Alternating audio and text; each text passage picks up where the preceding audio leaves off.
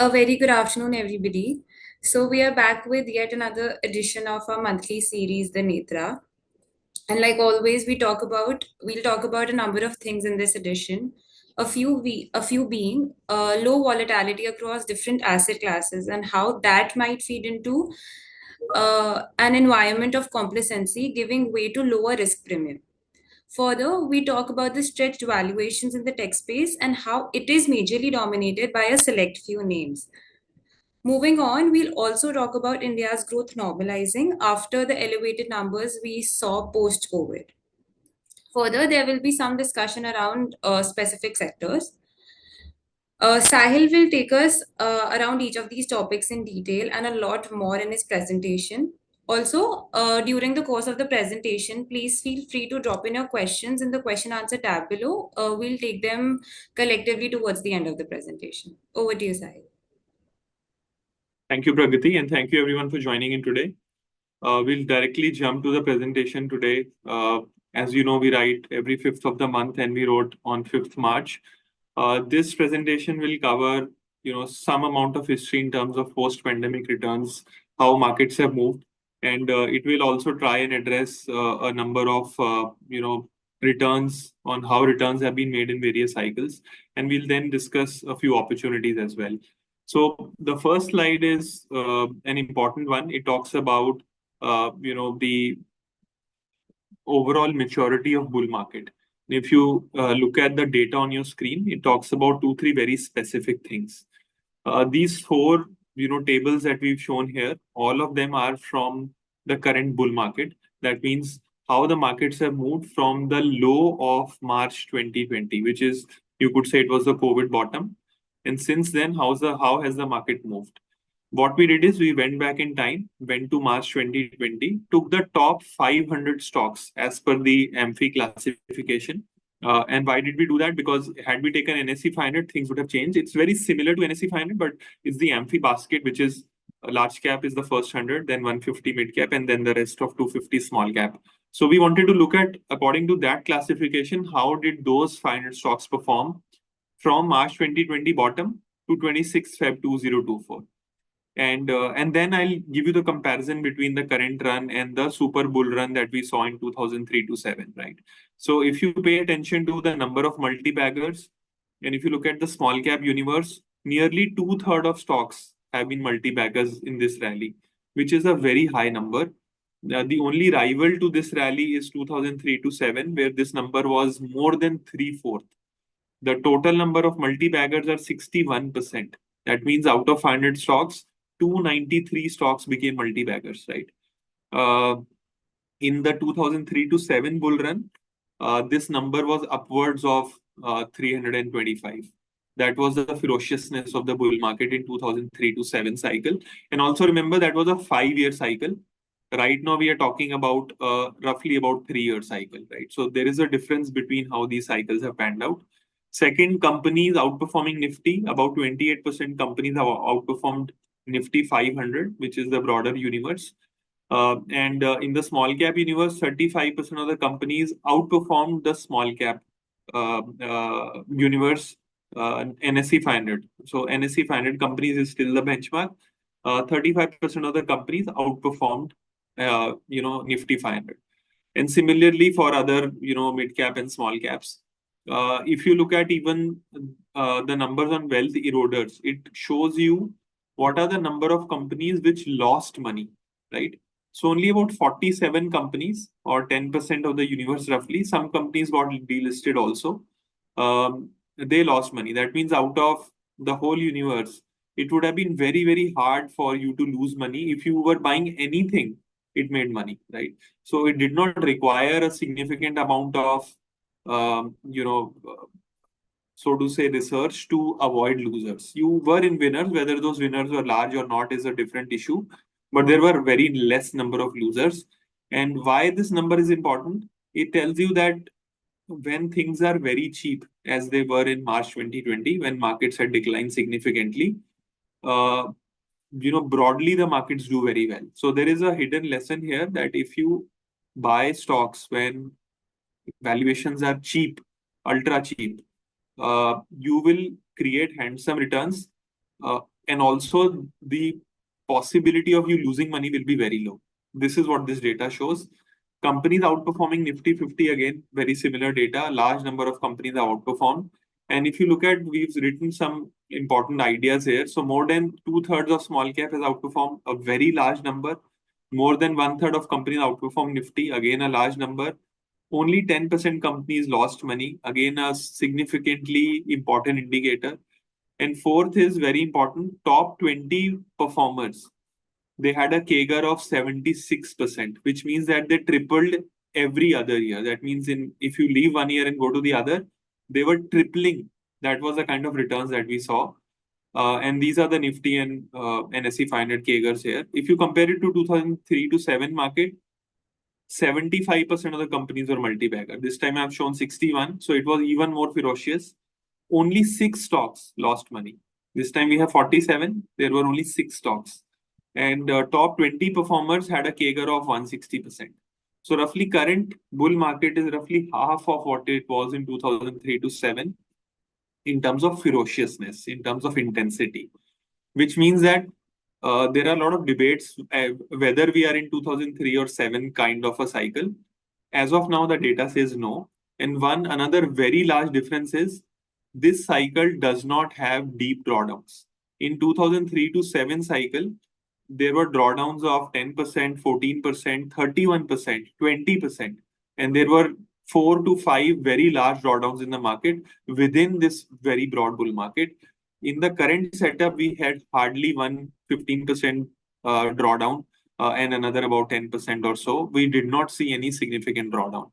And the last roughly 70 to 80% returns in micro cap and small cap and mid caps have come with a drawdown of less than 10%, which is unprecedented. We haven't seen. What is the conclusion from this data? So two very important takeaways. One, the market has seen the second largest up move in terms of price performance. Okay. Over the last 40, 50 years, if you compare data. So we are sort of lucky in the last 3 years. We have seen a very large up move. When I published this data, I heard a number of comments. One very repetitive comment was that we also had a COVID decline, right? And therefore, the market uptrend has to be looked at from that context. And therefore, it is not too much. If you go back to 2003, the market had a 10-year CAGR of 0.5%. It did not move for 10 years. And then the 2003 to 7 cycle happened, right? So therefore, if you compare it to 2003 to 7, you're actually comparing a market which was even more, sideways before it started to go up. So there is a very significant comparison that could be made. Of course, both these eras are very different. But what we are seeing right now in terms of price performance, I think we are lucky that we saw this kind of an up move. And second, conclusion number 2, after this up move, we have not seen historically markets continue in this fashion, right? There is only one precedent, which is 2003 to 7. There are no other similar bull markets that we are seeing, which will show you similar numbers. And therefore, you should think twice about, believing that this kind of up move will continue. Second, valuations are more expensive. At the peak of 2007 or, starting of 2008, valuations were lower than where they are today. Specifically for mid and small cap. So after a 5-year rally, which is what I'm saying that, and right now we are in a 3-year rally. So the conclusion is that this appears to be an unprecedented kind of an up move. Two things can happen. One, the market can correct fast and ferociously, or there could be a very prolonged sideways correction, which can go on for months or quarters or years. Either of the scenarios possible. What is less possible is this kind of an up move continuing. So I think, and even more so in small and mid caps, and we have shown this repeatedly in data over the last 2-3 months. So therefore, our key conclusion insight from this data is that investors should tone down their expectations from mid and small caps specifically, even from large caps. And they should be ready for some kind of a decline or drawdown, which can occur, or a prolonged period of sideways move. Second is equity or equity risk premium. What is equity risk premium? I have written it here for those who have already read. it is simply what kind of returns equity are expected to make if you compare them to risk-free rate, which are the bonds, right? So how is it calculated? If you take expected return on your stock market, how do you find that out? All of you know that Nifty PE, price to earnings ratio, is roughly about 23 today, right? Let's assume that it is 20, okay, for simplicity. If you reciprocate it, that means 1 by 20. So PE is price to earnings, right? Where you put price divided by EPS, you get your price to earnings ratio. If you do 1 by P or reverse this, what you get is uh, your earnings yield. That means what kind of earnings yield is the market offering, or what is, let's say, in terms of bond market, what is the earning yield or interest rate that the equity markets are showing you. So 1 divided by 20, 1 divided by the PE ratio will give you about 5%. So roughly at about 23 times, we are close to 4.5% earnings yield. And when you look at the bond yield, which is the US 10-year, is at about 4.2, 4.3 right now, which means that the earnings yield is almost 0% today. Okay. And similarly for US stocks also, the earnings yield is negative. Last time earnings yield went negative was prior to global financial crisis. This does not mean that we are in a global financial crisis. The only thing that it means is that stocks have become expensive, not only in India, also in US, right? So many markets, not only India, US, many other markets have also become expensive.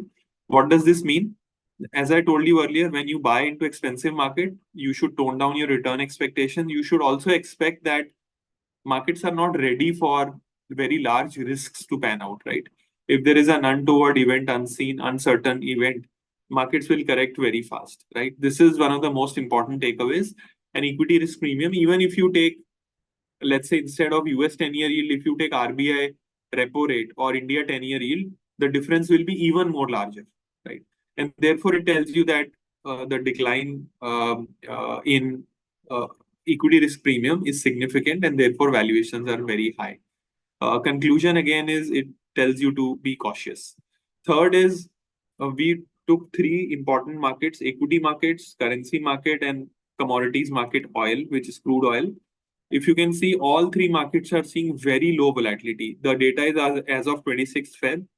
We produced similar data last month also, showed you how volatility is much lower versus the history. And the data told you that markets are ripe for some kind of a correction. We've seen very small, little bit of correction. I was looking at the numbers. Nifty is not even down 1% from all-time high. Small cap, mid caps, and micro caps are down slightly. But there is some sentimental damage, so to speak. A lot of investors talking about drawdowns or deep drawdowns. Market has not even budged, right? Nifty is down less than 1% right now. So the volatility indices tell you that market is still very, very complacent. Participants believe that nothing can make the market go down. And historically, these are not very comfortable readings. It tells you that market is not prepared for any kind of risk event, right? So, and it doesn't really occur, these kind of readings don't occur in all markets together, which is again very concerning. And this tells you that any spike in volatility will probably cause very large sentimental damage, right? And it could be across markets. And intermarket correlations, are a better way to look at risk perception. And we believe that right now there is a complete disregard for risk, and therefore we advise our investors to pay a lot of attention to risk, look at their portfolios very carefully, and probably look at places where there is comfort of valuations. And I will come to those opportunities as we go along. Third is 3-slide pack on. So the first 3 slides I showed you data, I showed you equity risk premium, and we spoke about how markets are behaving as if there is no risk and they are disregarding risk, which throws you a lot of caution signs. These three readings will tell you what has moved the market, largely in context of global and US markets. Some of you have questions. I see a number of people have raised their hands. You can go to the Q&A bar and write your questions. We'll take them at the end. So these 3 slides will talk about which sector has moved. So we've seen a very large move in technology sector. As you can see, I've written it a lone wolf tech juggernaut. You can see NASDAQ, which used to be 6% of world market cap at the bottom of global financial crisis. right, has become 15% pre-COVID and is now 23%. So roughly 1/4 of the world market cap is in Nasdaq today. Okay, this is unprecedented. We haven't seen that. I've written it here at the peak of global oil rally 1980s. Oil and gas also had a market cap of 33%, right? If you add Nasdaq and other technology companies from other parts of the world, like China, India, and some European companies, the technology sector's market cap contribution is now going to 40%. This is higher than the oil and gas peak of 1980. Not a very comfortable scenario. And if you look at, and why do I say this? If you look at from the October 22 bottom, so in October 22, Nasdaq and S&P 500 bottomed out. Since then, many sectors moved up, but you can see technology has moved up significantly, right? This sector has been like a lone wolf. It has taken the market higher, and it is not without substance. Let me also tell you that profitability for these companies have skyrocketed, right? Many of these companies have made so much money that valuations have gone up, but we haven't seen one single sector, continuing to do this over decades. It has already done this over the last 15 years. Post COVID, it has accelerated, and it has now gone to a level where we haven't seen this kind of data. And I looked at data for last 100 years also. We couldn't find one single sector going to 40% of the market cap in a broader sense. So this is somewhat unprecedented. And the leader of the rally is technology, right? You can see other sectors have not done anything significant over the last few months. Now, within technology, what has moved, right? So we go one step lower and look at if technology has moved, what has moved, right? So a lot of us have heard these terms of FANG, NYSE FANG. Now we are hearing Magnificent Seven. Then we are hearing Super Six. These are the number of stocks which have moved, right? But when you look at the data, you find something very significant. From COVID bottom, uh, except Nvidia, there is no multi-bagger. All other stacks are not multi-bagger. Okay, within the technology space, Tesla is still up 77%. But if you look at from the COVID peak, which is where the market peaked out, from that point, except Nvidia and Meta, no other stock has given double-digit returns, which is quite surprising. And this is the reason. This includes the recent correction in some of the top names, of course, which has happened over the last 1 or 2 months. But if you look closely, what this data suggests that within technology, the largest uptick has happened in semiconductors. Okay, semiconductor stocks or stocks which have got anything to do with AI, artificial intelligence, they are the only stocks within the technology pack to have performed very, very well, right? Other technology companies have not performed so well. So if you are, following my line of thought, one, technology has outperformed all other sectors completely. Within technology, very few stocks have outperformed. Within those very few stocks, semiconductors have outperformed everything else, or AI-led companies have outperformed everything else, right? But what has performed within these semiconductor companies? Uh, Nvidia, right? One single stock has outperformed most other stocks. So if you look closely, the semiconductor sector has become so expensive that we haven't seen this kind of valuations ever. There is one precedent in 1995 where very few stocks were listed, where valuations were higher than where they are today. But since then, uh, if you look at SOX Semiconductor Index and if you look at the forward P ratio, which includes the rising earnings expectation, the forward P ratio is 41 today. If you go to price to sales ratio, it is upwards of 10%. The top 6 of the top 10 NASDAQ performers since October 22 are semiconductor companies, right? What does this all mean? If you're following the line of thoughts of the last 3 slides, one, technology is outperforming, taking the market higher. Within technology, a select group of companies are doing much better than everything else. Most other companies or indices are not doing much, right? So if you go back to the last slide also, I have written it Russell 2000, which is the broader small cap, mid cap universe. It's down 8% since October 22, right? But the markets are at all-time high in US, right? And what does this tell you? And there is a statement which I wrote on the last line, on the last slide, which is Bob Farrell's statement here. There are 10 rules, 10 principles which were written by Bob Farrell.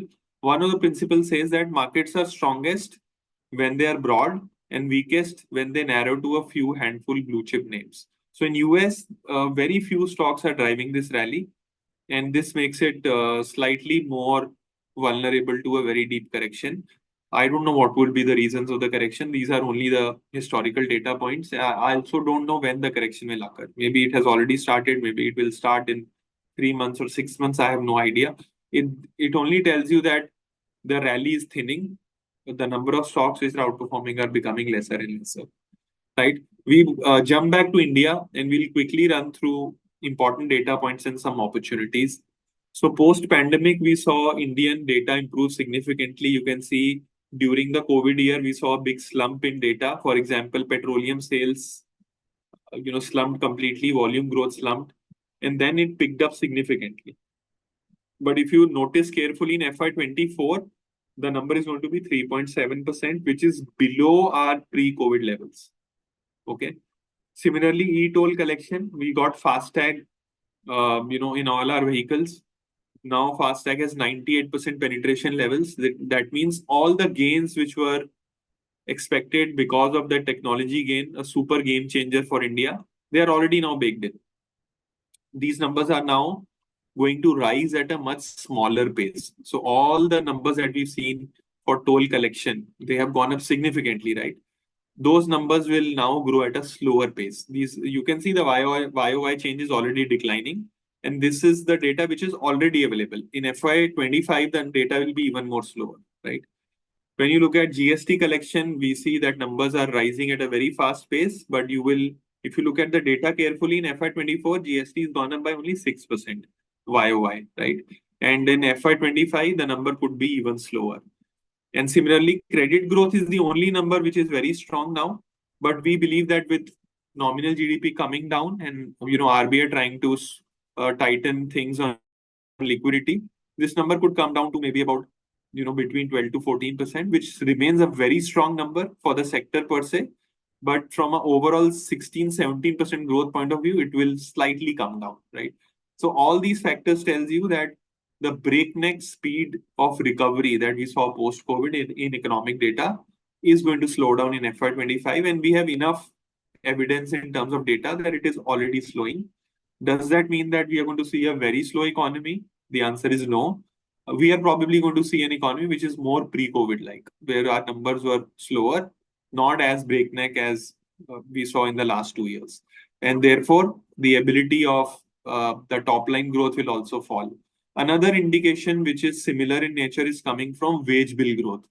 So BSE 500 companies declare their wage bill growth. What is wage bill? The salary hikes that these sectors are giving, right? So if you look at the table closely, I'll maybe magnify it for you.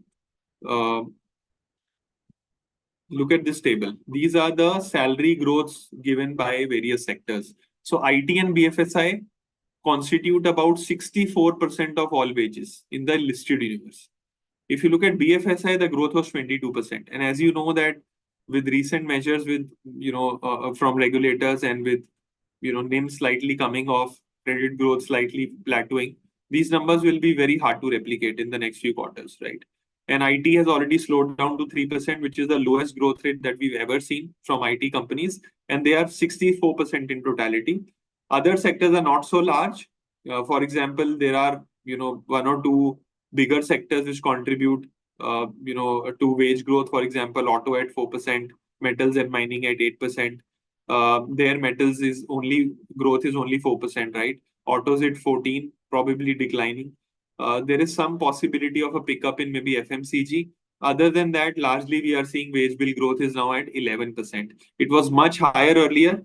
We also saw this number go up above 20%. I have highlighted here, which means wages for corporate employees were rising at a very fast pace. This number has come down. These are the numbers reported by the companies themselves, right?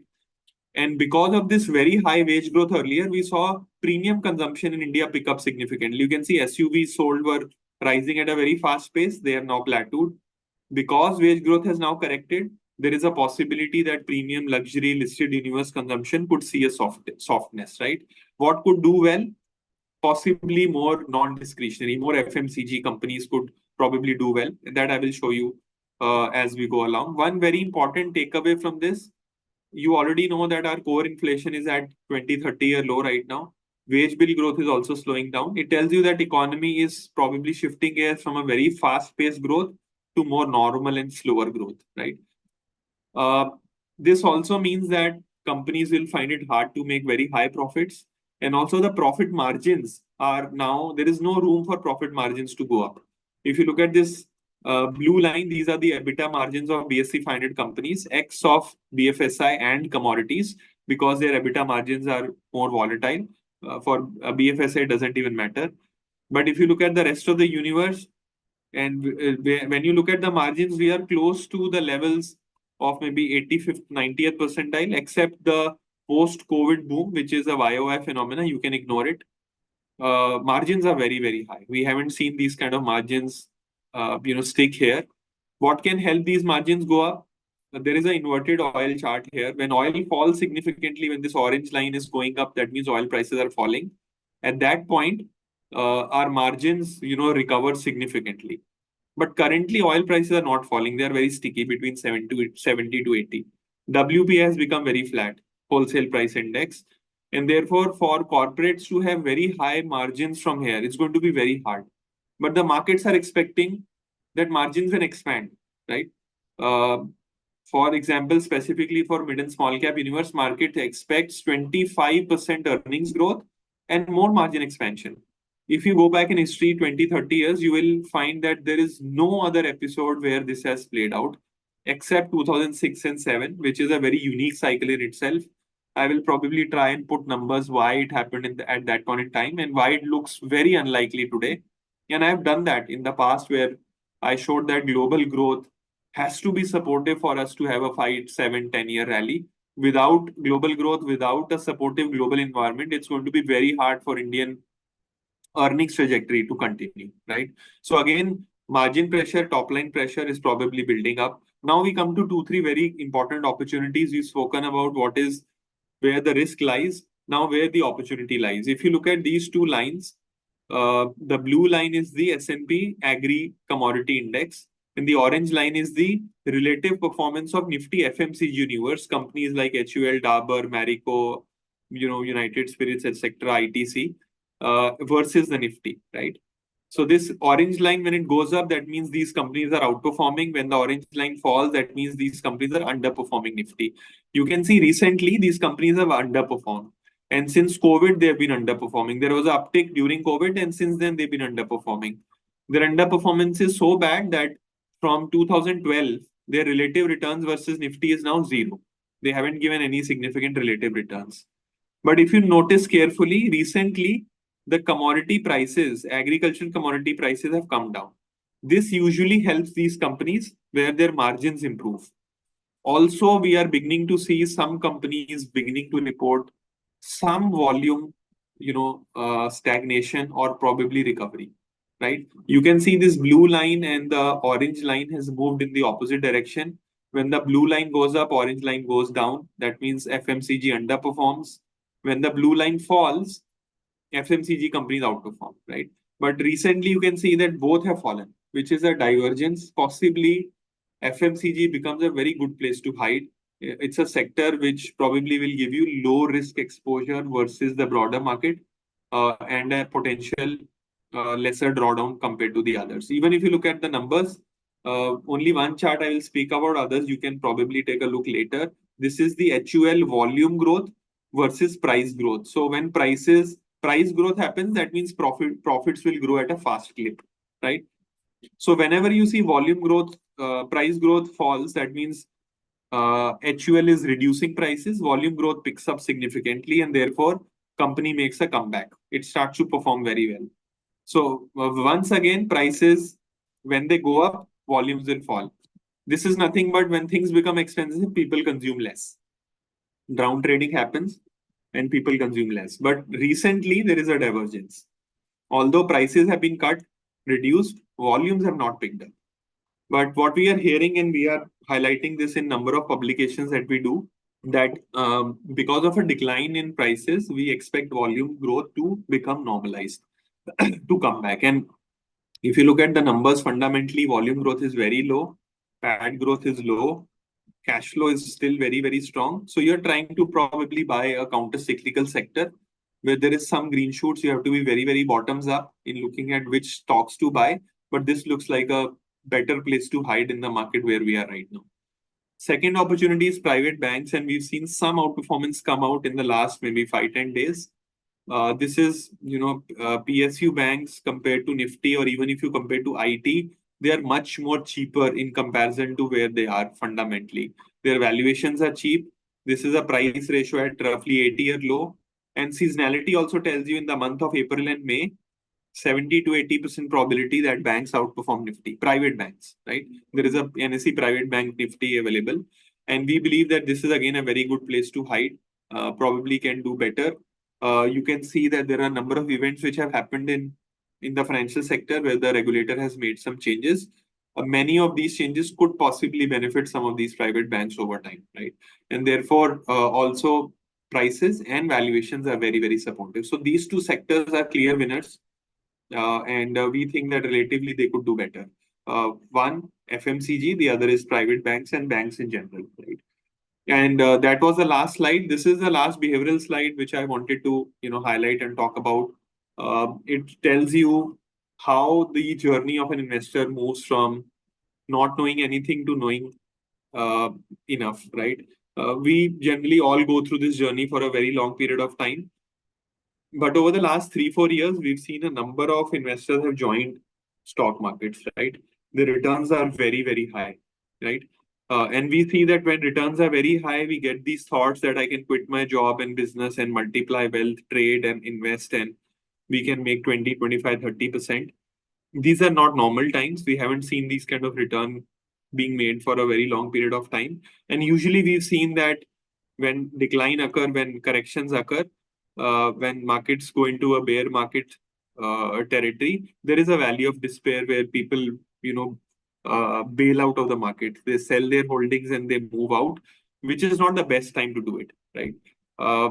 And then the real learning occurs where some investors are left behind in the market, and over time they multiply and they compound their wealth over time, and which is what I've written as plateau of sustainability. This is nothing but Dunning-Kruger effect applied to investing.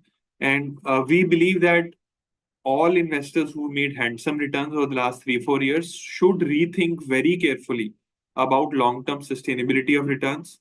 Second, their portfolios, what kind of valuations are they holding in their portfolio, and then reassess their risk. We think that as you go smaller in terms of market capitalization, the risks are elevated, and it'll be very important to take a more balanced view for the market going ahead. And we believe duration is a great play. And there are other number of opportunities. One of the opportunities that we have highlighted last 2-3 times is gold, which has started to play out, has made a new lifetime high.